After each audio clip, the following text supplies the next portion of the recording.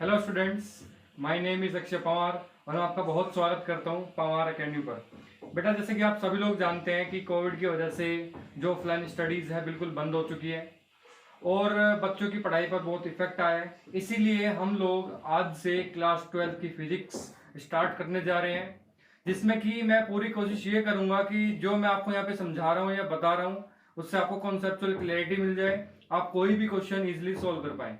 बेटा ये स्टार्ट करते हैं। देखिए, जो आपका चैप्टर नंबर फर्स्ट है बेटा, वो है इलेक्ट्रोस्टैटिक्स। क्या है बेटा? इलेक्ट्रोस्टैटिक्स। पहले इस चैप्टर के बारे में हम जान लेते हैं, इस चैप्टर का मतलब क्या है। देखिए, जैसा कि आप सभी लोग जानते हैं बेटा, इलेक्ट्रो वर्ड निकला है इलेक्ट्रॉन से, और बेटा इलेक्ट्रॉन एक टाइप का क्या होता है? चार्ज। और जैसा कि मैं स्टैटिक्स के बारे में अगर बात करता हूं, ये फिजिक्स की वो ब्रांच है जिसमें हम क्या पढ़ते हैं, जब कोई ऑब्जेक्ट रेस्ट पर हो। यानी यहां पर बेटा ऑब्जेक्ट नहीं है, यहां पर चार्जेस है, इसलिए हम क्या पढ़ेंगे, यानी फिजिक्स की वो ब्रांच है जिसमें चार्जेस बेटा किसमें होते हैं? रेस्ट पर। यानी हम कह सकते हैं it is a branch of physics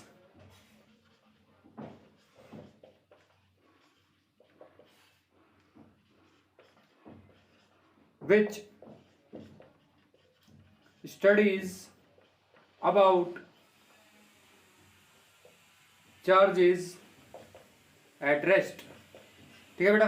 देखिए, सबसे पहली चीज, अगर मैं चार्जेस के बारे में बेटा बात कर रहा हूं, चार्जेस क्या होते हैं बेटा? एलिमेंट्री पार्टिकल होते हैं।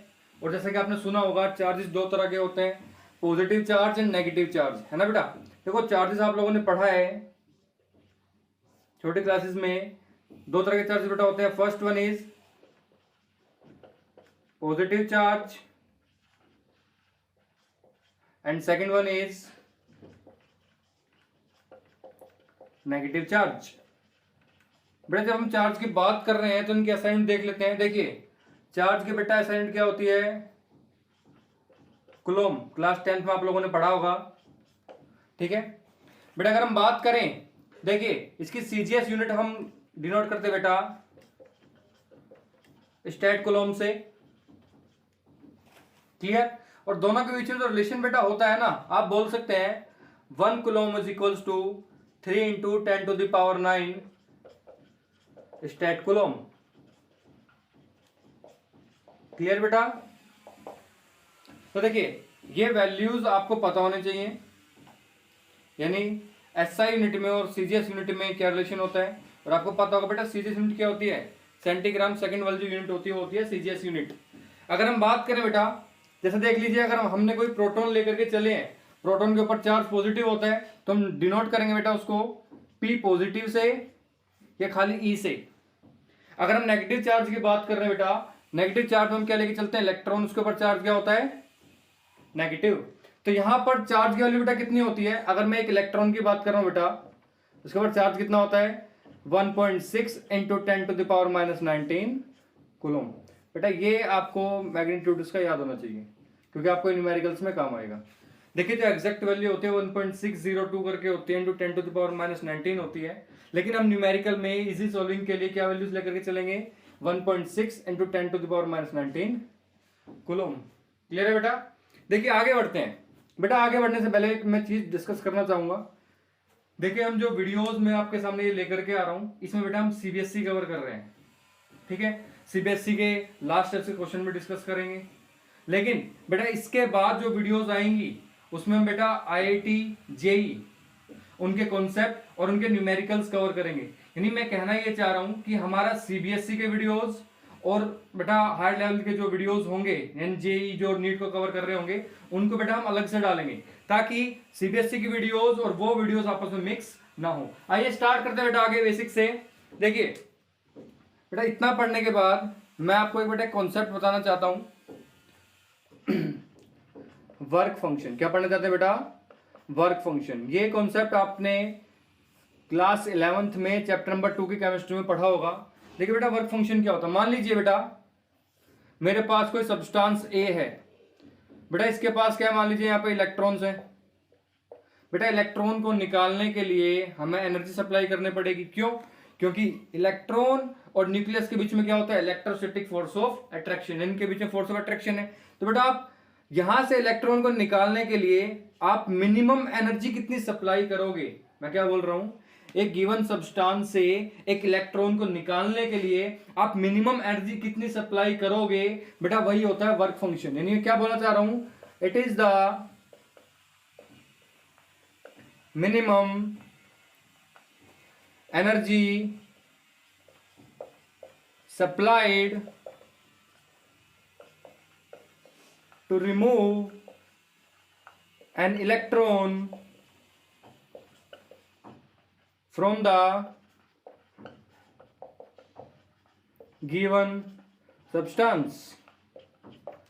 बेटा इस कॉन्सेप्ट का यूज मैं आगे बताऊंगा, यूज कहाँ होना है, किस तरीके से हम इसको यूज करेंगे, उसकी टेंशन आप मत लो। जब क्वेश्चन कराऊंगा तो आपको समझ में आएगा। यानी मैं कहना ही चाहता हूं कि जब आपको मैं बेसिक प्रॉपर्टीज ऑफ चार्ज के बारे में बताऊंगा ना, तो वर्क फंक्शन का बेटा वहां पर यूज होगा। क्लियर, चलिए आगे बढ़ते हैं।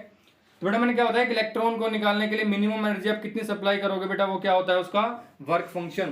ठीक है बेटा, एसआई यूनिट की अगर हम बात करें, एसआई यूनिट बेटा वर्क फंक्शन की क्या होती है, जूल्स, जैसे कि हम सभी जानते हैं, जैसा कि ठीक है बेटा। अगर हम बात करें बेटा प्रैक्टिकल यूनिट, अगर हम प्रैक्टिकल यूनिट की बात कर रहे हैं बेटा, वो होती है इलेक्ट्रॉन वोल्ट।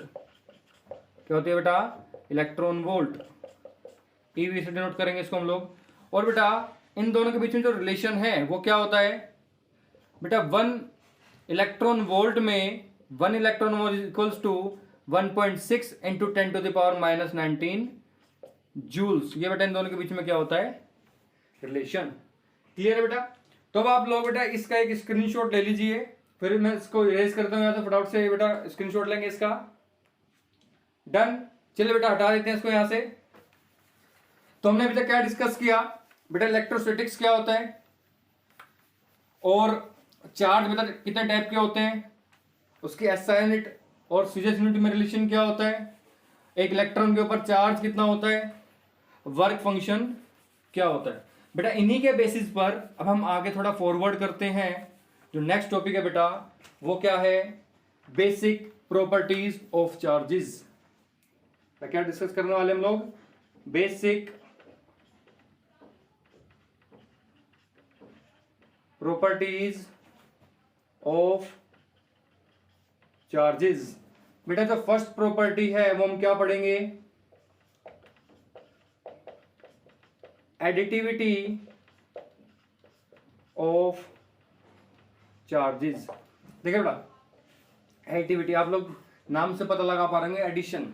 यानी मान लीजिए बेटा मेरे पास कोई सिस्टम है, ये सिस्टम बेटा इसको हम नाम देते हैं से एक्स। इसमें एक चार्ज मान लीजिए बेटा, एक चार्ज है Q1, एक चार्ज है मान लीजिए Q2, एक बेटा मान लीजिए चार्ज है हमारे पास से Q3। और हमें गिवन है बेटा Q1 का मैग्नीट्यूड कितना है, से +2 माइक्रोकूलोम। बेटा Q2 पे चार्ज कितना है, से -5 माइक्रोकूलोम।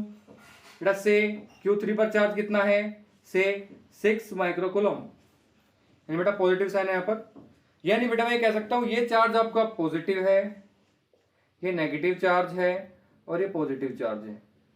बेटा अगर हम एक सिस्टम की बात करें ना, तो अगर मैं कहूंगा कि एडिटिविटी का मतलब क्या होता है, तो इसका मतलब बेटा ये होता है कि इस पूरे सिस्टम के लिए इसका टोटल चार्ज कितना है। यानी मैं ये कह सकता हूं इस सिस्टम एक्स में टोटल चार्ज कितना प्रेजेंट है। बेटा अगर आप टोटल चार्ज निकालोगे तो क्या करोगे आप, एक बात मुझे बताओ।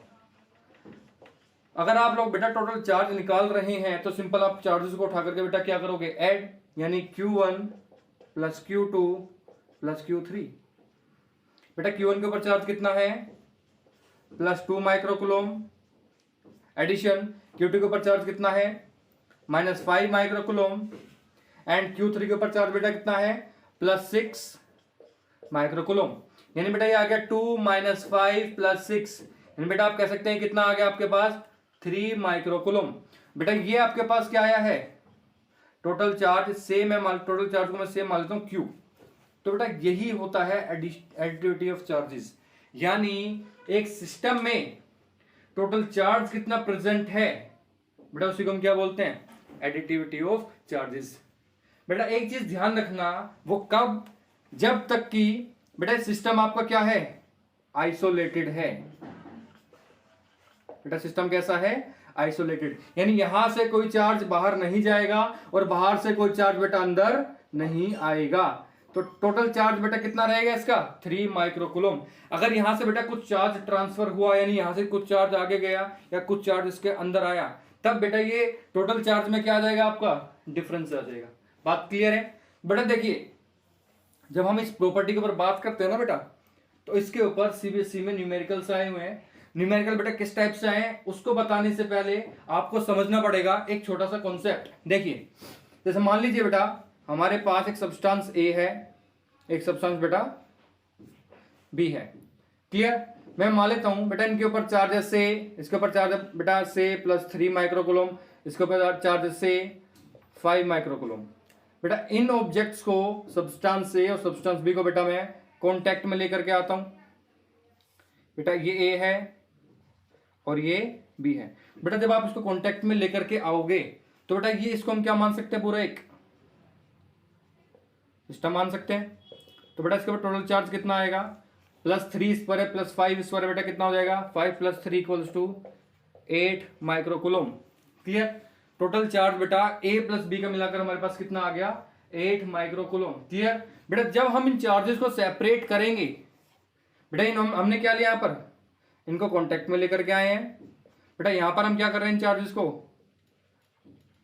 सेपरेट कर रहे हैं। देखिए बेटा जब आप इन चार्जेस को सेपरेट करेंगे तो क्या होगा, ए और बी को सेपरेट करने पर बेटा आपको इक्वल चार्ज दोनों पर मिलेगा। यानी जब आप दो चार्जेस को कांटेक्ट में लेकर के आओगे, कांटेक्ट में लाने के बाद बेटा उनको सेपरेट करोगे तो दोनों ऑब्जेक्ट्स के पास इक्वल चार्ज डिस्ट्रीब्यूट होगा। यानी मैं कह सकता हूं हमारे पास टोटल चार्ज 8 माइक्रोकूलम था, तो बेटा इसके पास कितना आएगा 4 माइक्रोकूलम, इसके पास कितना आएगा 4 माइक्रोकूलम। तो बेटा इसी के बेसिस पर सीबीएसई में क्वेश्चन आए हुए हैं, डिस्कस करता हूं अभी। आप एक काम करिए, इसका एक स्क्रीनशॉट ले लीजिए और फिर मैं आगे क्वेश्चन लिखना स्टार्ट करता हूं।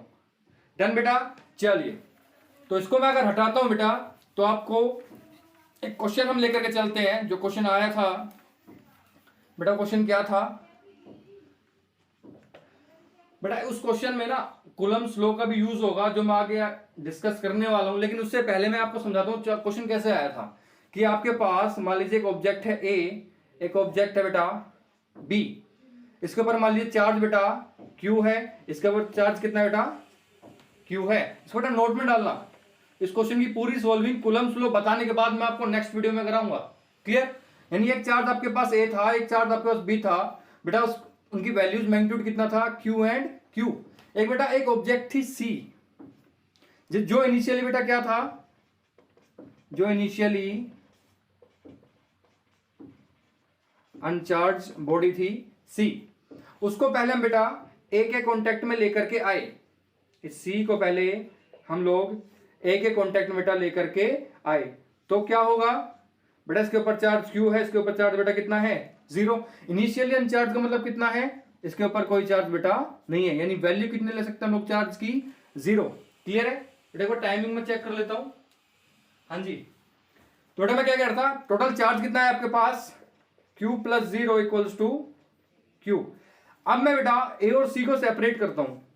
ये आपके पास A है और ये आपके पास C है, तो सेपरेट करने के बाद दोनों के ऊपर चार्ज कितना कितना आएगा। जैसे कि मैंने आपको यहां पे क्या बताया था, जब आप चार्जेस को कांटेक्ट में लाने के बाद सेपरेट करते हो तो क्या होता है, इक्वल चार्ज बेटा के ऊपर क्या होता है डिस्ट्रीब्यूट होता है। यानी अगर इसके ऊपर A + C के ऊपर टोटल चार्ज बेटा कितना है Q है, तो बेटा क्या इसके ऊपर चार्ज इसका आधा नहीं आएगा, यानी हाफ Q/2, और बेटा इसके ऊपर कितना आएगा Q/2।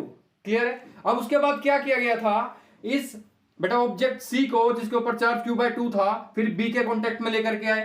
यानी ये बेटा B है और ये आपके पास क्या है बेटा C, यानी ये आपके पास B है और ये सेम मान लीजिए आपके पास C है। बेटा इसके ऊपर चार्ज Q था, लेकिन C पे चार्ज अब कितना आ गया A में कांटेक्ट में आने के बाद Q/2, तो बेटा इसके ऊपर चार्ज कितना होगा Q/2। तो टोटल चार्ज B और C का बेटा कितना हुआ Q + Q/2, दैट इज मैं कह सकता हूं ये आ गया बेटा 3Q/2। कोई दिक्कत? अब मैं क्या करता हूं, इन B और C को बेटा सेपरेट करते हैं। क्वेश्चन में ये बोला गया था B और C को सेपरेट करेंगे तो बेटा बी के ऊपर चार्ज कितना आएगा और सी के ऊपर कितना आएगा, कोई बताएगा मुझे। ठीक है बेटा, 3q/2 टोटल चार्ज है, यानी बी के ऊपर अब सेपरेट करने पर इस टोटल का हाफ चार्ज आएगा, यानी इक्वली डिस्ट्रीब्यूट होगा। यानी मैं कह सकता हूं बेटा इसके ऊपर चार्ज कितना आएगा, 1/2 ऑफ 3q/2, यानी 3/q2 का आधा, यानी बेटा कितना हो गया 3q/4। ऐसे बेटा सिमिलरली सी के ऊपर चार्ज कितना आएगा, half of 3q/2 that is equals to 3q/4। बात समझ में आया बेटा।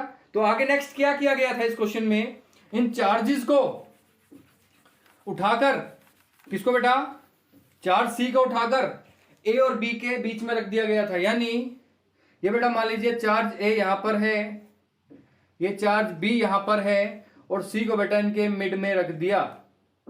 तो इसके ऊपर चार्ज बेटा इनिशियली कितना था, देखिए ए के ऊपर चार्ज इनिशियली बेटा कितना था Q, लेकिन सी में कॉन्टेक्ट आने के बाद बेटा कितना हो गया Q/2, और बेटा बी पे इनिशियली चार्ज कितना था Q, लेकिन सी के साथ कॉन्टेक्ट में आने के बाद बेटा कितना हो गया 3q/4। बेटा सी की बात करेंगे, अब सी के ऊपर बेटा फाइनल चार्ज कितना आ गया 3q/4, 3q/4। बेटा आगे इस क्वेश्चन में क्या बोला गया था, किन के बीच में फोर्सेस निकालनी थी। उन फोर्स को निकालने के लिए बेटा हमें क्या करना पड़ेगा, इनके बीच फोर्स निकालने के लिए हमें पढ़ना पड़ेगा Coulomb's law of force of attraction और रिपल्शन। लेकिन बेटा उसको हम डिस्कस करेंगे नेक्स्ट वीडियो में। तो आशा करता हूं आपको जितना ही बताया समझ में आया बेटा, इसको नोट कर लीजिए। और बाकी बेटा अभी थोड़ा सा टाइम बाकी है। देखिए बेटा एक चीज आपको और बता देते हैं इसके बारे में, वो क्या है बेटा, जैसे मान लीजिए ये आपकी प्रॉपर्टी बेटा किस बेस पे मैंने क्वेश्चन कराया, ये था आपका एडिटिविटी ऑफ चार्जेस। ऐसे मान लीजिए बेटा अगर मैं आपसे क्वेश्चन कहूं, एक आपके पास चार्ज ए है बेटा, वो इसके पास चार्ज क्यू मान लीजिए, एक चार्ज बी है इनिशियली, उसके पास चार्ज बेटा कितना है सेम मान लीजिए -2q। ऐसे ही एक अब इनिशियली अनचार्ज बॉडी ए और बी के हम कॉन्टेक्ट में लेकर के आते हैं, तो कोई जरा मुझे बताएगा सबके ऊपर चार्ज कितना होगा। पहले ए के कॉन्टेक्ट में लाए फिर बी के कॉन्टेक्ट में, यानी जब बेटा ए को सी कॉन्टेक्ट में लाएंगे, इसके ऊपर चार्ज है बेटा कितना Q, इसके ऊपर चार्ज है 0, अनचार्ज का मतलब कितना है, सी के ऊपर चार्ज बेटा कितना है 0। तो बेटा टोटल चार्ज कितना हो गया Q + 0 = Q। हमने सेपरेट आउट किया बेटा, चार्ज कितना हो गया Q/2 ए पर आ गया बेटा, Q/2 ही किस पर चला गया सी पर। अब बेटा दोबारा से हम सी को बी के कॉन्टेक्ट में लेकर के आए, ध्यान देना बेटा इस चीज पर, ये बी है ये बेटा सी है, इसके ऊपर चार्ज बेटा -q है, -2q है सॉरी बेटा, सी के ऊपर चार्ज कितना आ गया Q/2। तो बेटा अब टोटल चार्ज आपके पास कितना आएगा, टोटल चार्ज बेटा आप निकालोगे तो -2q + Q/2। तो बेटा टोटल चार्ज आपके पास कितना दिखाई देगा, शायद ये ब्लैक बोर्ड पे आ नहीं रहा होगा, नहीं बेटा टोटल चार्ज आपके पास कितना आएगा -2q + Q/2 बेटा कितना आ गया -3q/2। अगर मैं बात करूंगा बी और सी को हम सेपरेट करेंगे, टोटल चार्ज बेटा कितना आएगा दोनों के ऊपर, बी के ऊपर चार्ज कितना आएगा -3q/4 बेटा, सी के ऊपर चार्ज कितना आएगा, अगर आप बात करोगे सी के ऊपर चार्ज कितना आएगा बेटा -3q/4। क्लियर, यानी आपको ये समझ में आ गया होगा कि न्यूमेरिकल हम किस तरीके से सोल्व करने वाले हैं। बेटा कॉन्सेप्ट हम यही लगाएंगे, कोई भी क्वेश्चन आपके पास आएगा बेटा कॉन्सेप्ट हम लोग ये यूज करने वाले हैं। तो बेटा आज के लिए इस वीडियो में हम इतने डिस्कस करेंगे, अब अगली वीडियो में मिलते हैं, जब तक के लिए आप लोग अच्छे से पढ़िए, गुड बाय।